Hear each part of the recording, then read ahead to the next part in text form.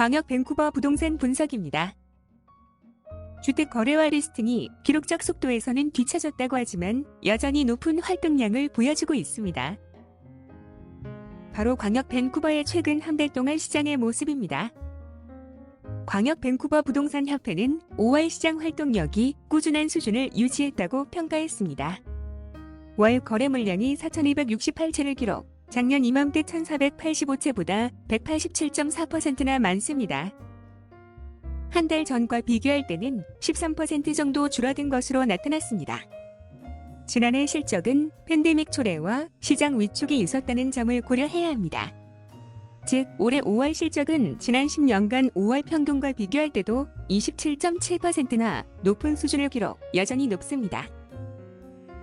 이 협회의 키스 스튜어트 경제학자는 주택 거래와 리스팅 활동량이 5월 중 장기 평균을 웃돌았다고 발표했습니다. 하지만 시장 여건은 지난 3월과 4월에 보여줬던 기록적 속도에서는 후퇴했다고 설명했습니다.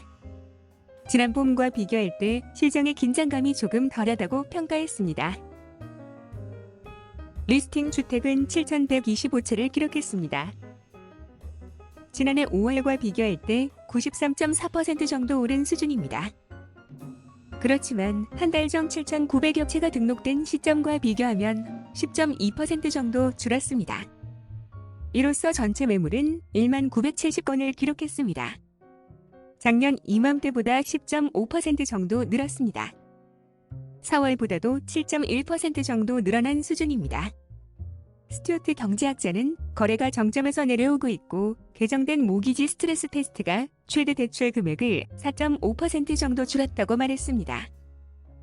평균 5년짜리 고정 모기지 이자율이 2021년 출발부터 2% 이상으로 올라 이 같은 현상이 시장에 어떤 영향을 미칠지 여름 시장을 면밀하게 들여다보고 있다고 설명했습니다.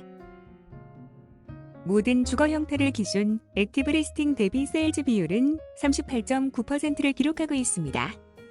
주거 형태별로 보면 단독주택이 29.8%, 타운홈이 53.8%, 아파트가 43.5% 등입니다.